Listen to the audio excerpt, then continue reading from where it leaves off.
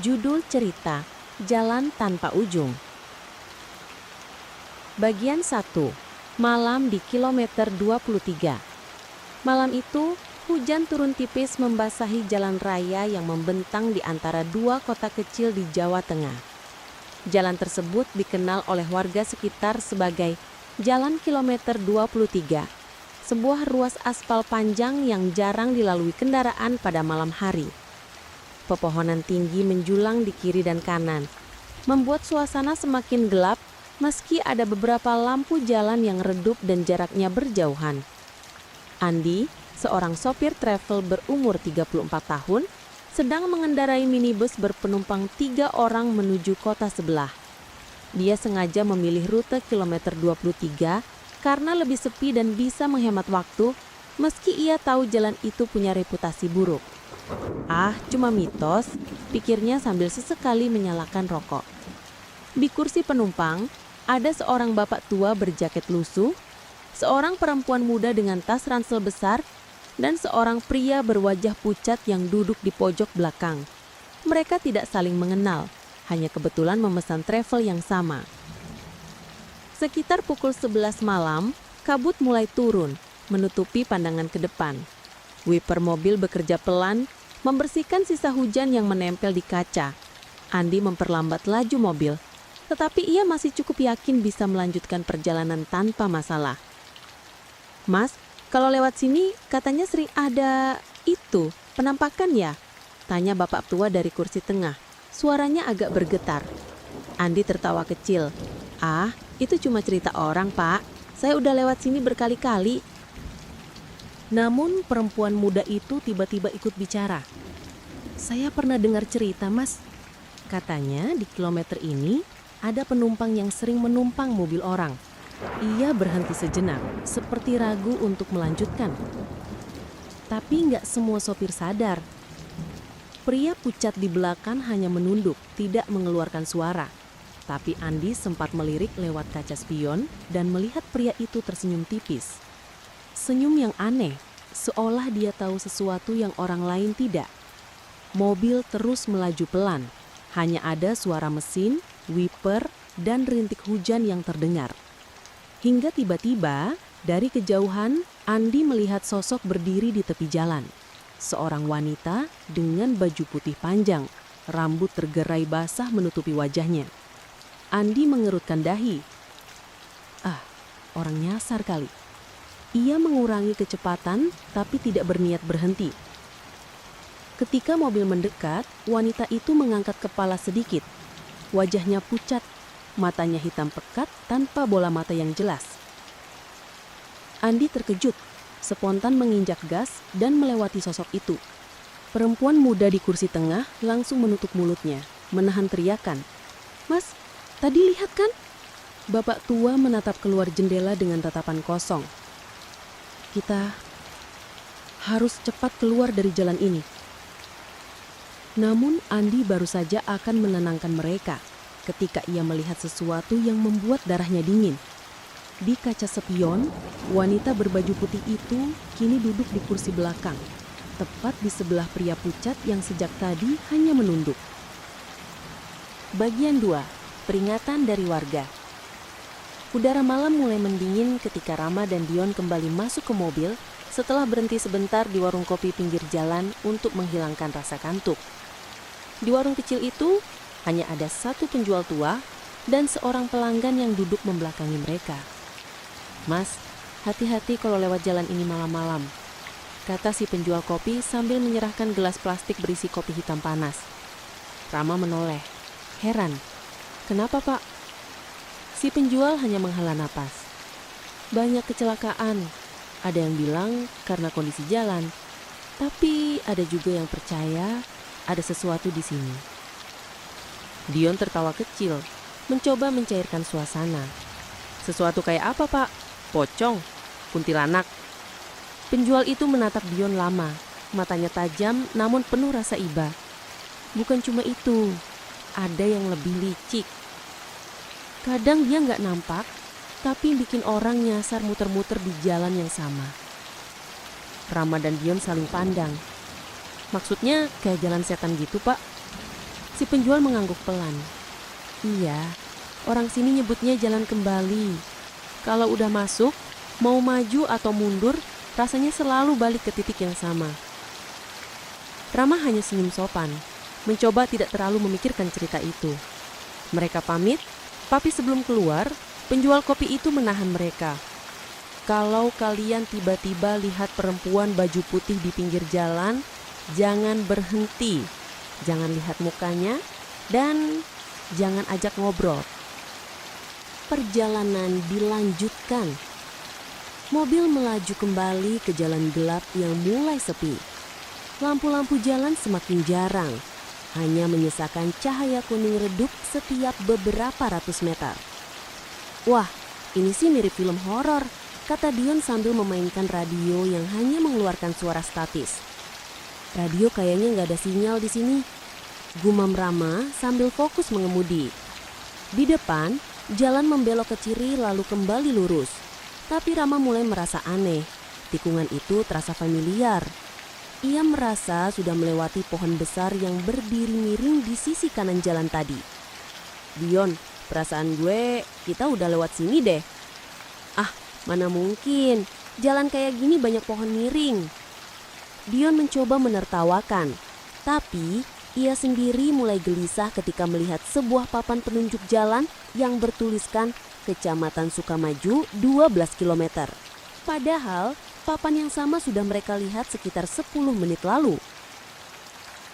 Kembali ke titik yang sama, mereka terus melaju, tapi lagi-lagi menemukan warung kopi yang sama. Ini warung yang tadi. Suara Dion mulai bergetar. Rama langsung menginjak rem.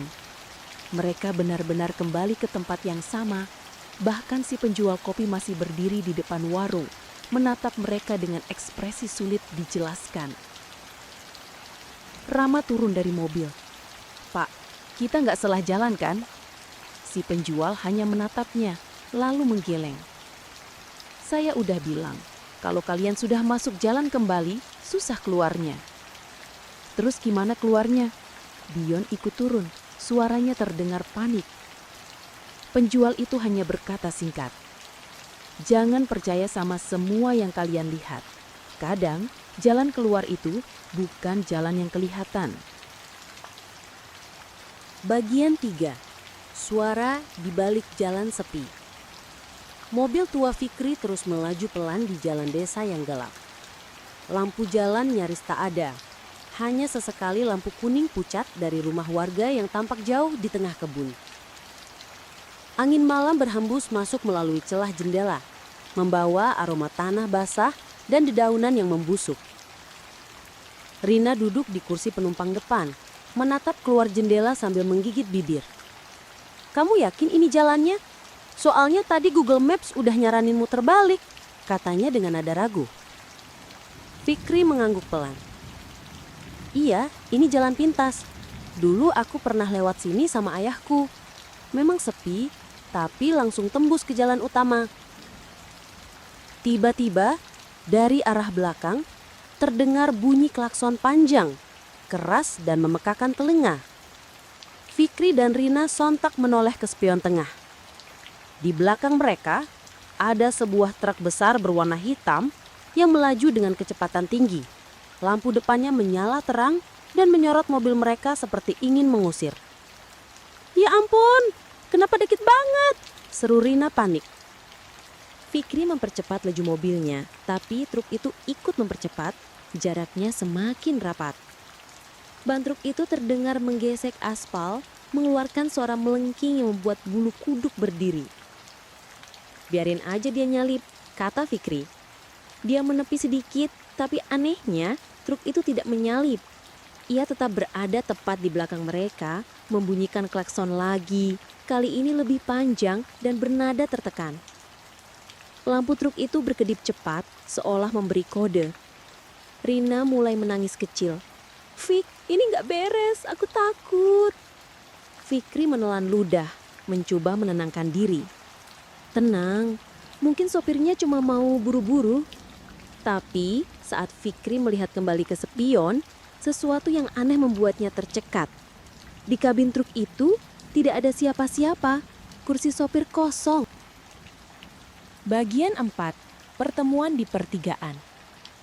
Raka mencoba mengatur napasnya setelah suara tangisan itu menghilang. Tangannya masih gemetar di setir. Jalan di depannya semakin sepi. Hanya ada 1-2 lampu jalan yang remang dan kabut tipis mulai turun menutupi aspal. "Raka, kita nggak bisa terus kayak gini," ujar Dani lirih, menatap kaca spion seolah khawatir sesuatu mengejar dari belakang. "Gue tahu, tapi kita nggak ada pilihan lain. Lihat sekeliling bro, nggak ada rumah, nggak ada warung. Cuma jalan dan gelap," jawab Raka. Suaranya terdengar lebih tegas daripada perasaannya.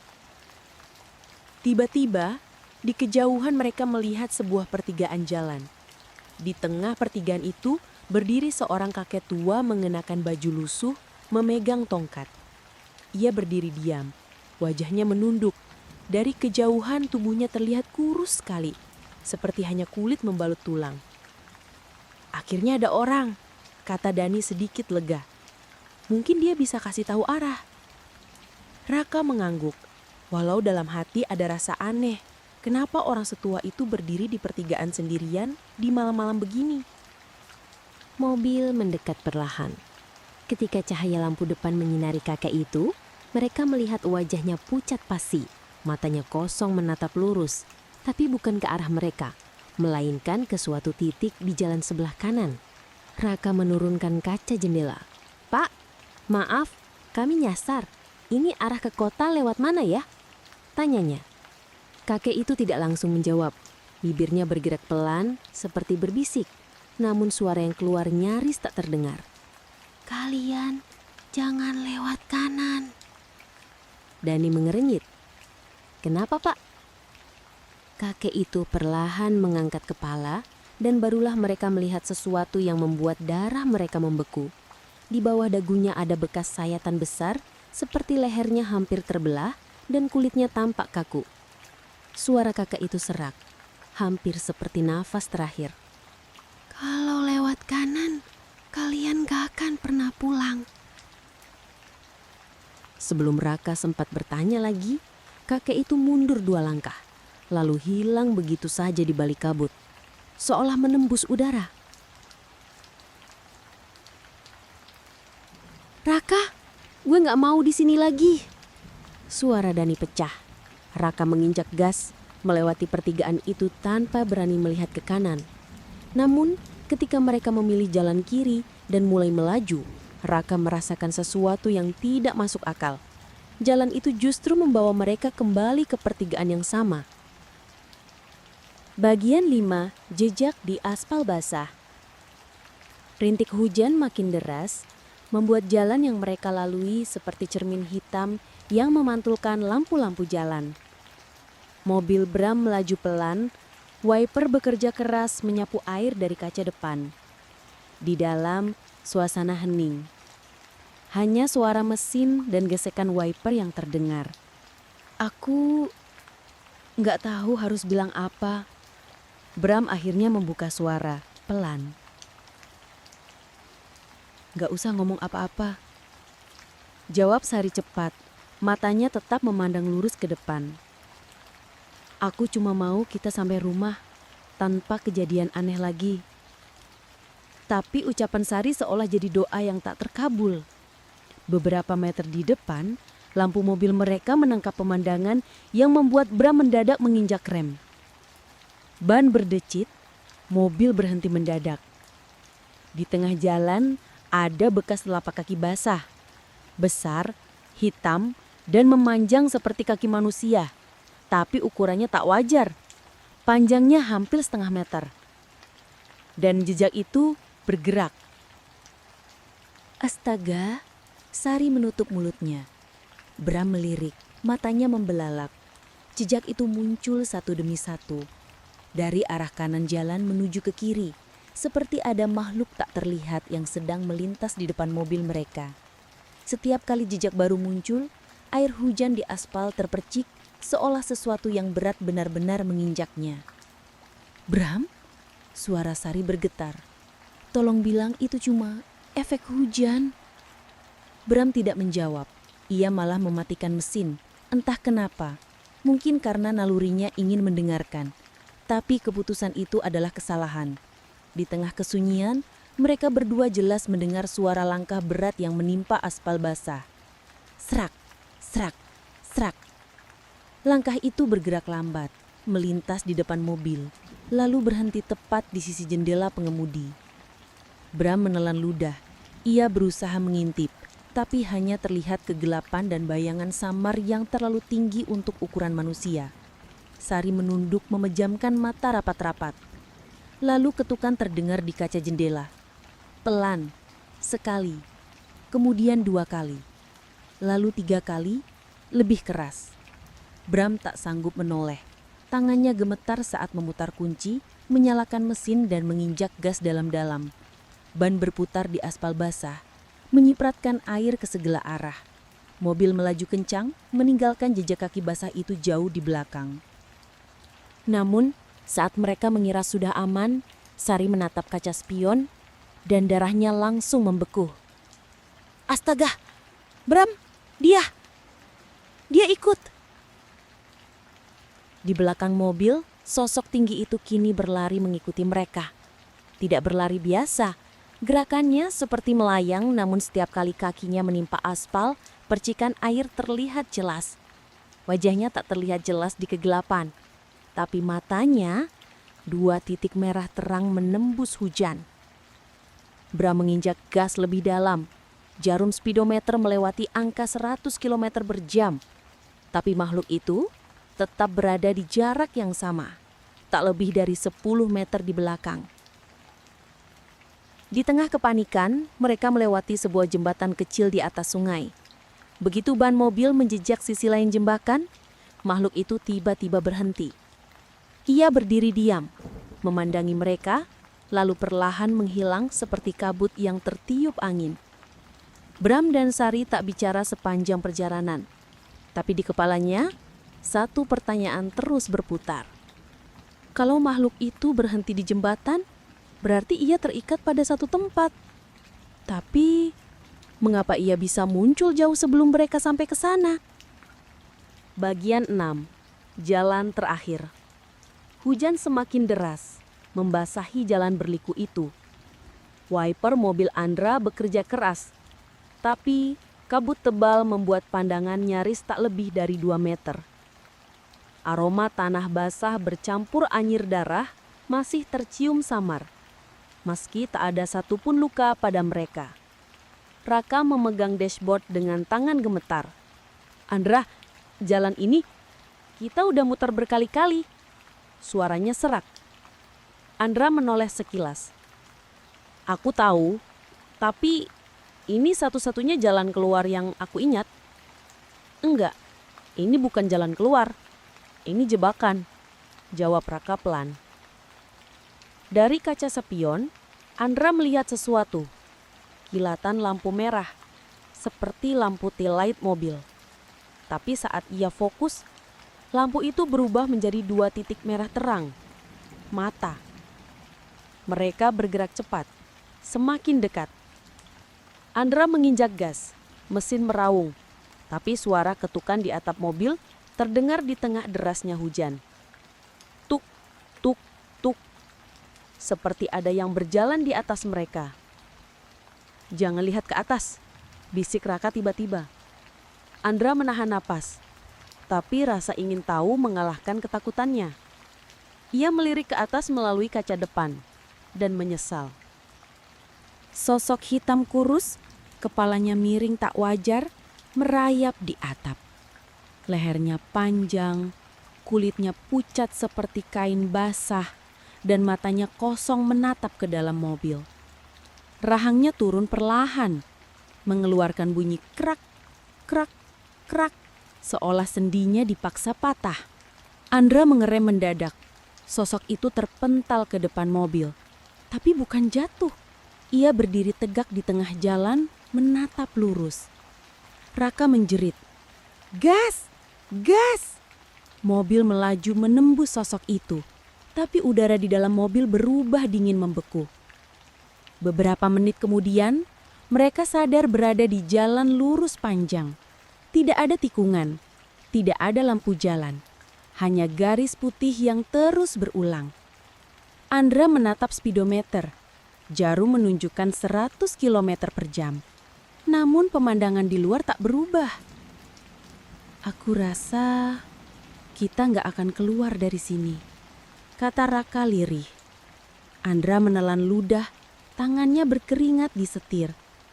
Jangan ngomong gitu, pasti ada ujungnya. Lalu di kejauhan, mereka melihat sebuah gerbang besar dari besi berkarat, berdiri melintang di jalan. Pintu gerbang itu setengah terbuka, cukup lebar untuk mobil lewat. Saat mereka mendekat, terlihat papan kayu tua di samping gerbang bertuliskan, "Selamat datang di jalan terakhir." Andra menginjak rem. Mesin bergetar keras, tapi ia tak berani maju. Raka memandangnya, matanya penuh air. "Andra, kalau kita masuk, aku rasa kita nggak akan kembali. Tapi kalau kita mundur, kita cuma akan muter di jalan ini selamanya," jawab Andra. Hening beberapa detik, hanya suara hujan dan deru mesin. Akhirnya Andra menekan pedal gas. Mobil perlahan melewati gerbang. Begitu ban belakang melewati batas, pintu gerbang berderit menutup sendiri. Dari kaca spion, tak ada lagi jalan, hanya kegelapan total. Di depan, aspal mulai retak, berganti menjadi tanah merah basah. Pohon-pohon tinggi tanpa daun menjulang di kiri kanan. Dan di tengah jalan, ada puluhan mobil tua berkarat. Pintunya terbuka, kursinya kosong. Atau kadang penuh oleh penumpang yang diam tak bergerak dengan mata membelalak. Andra dan Raka tak berbicara lagi. Mereka hanya terus melaju, tahu bahwa apapun yang ada di ujung jalan ini adalah akhir. Tamat.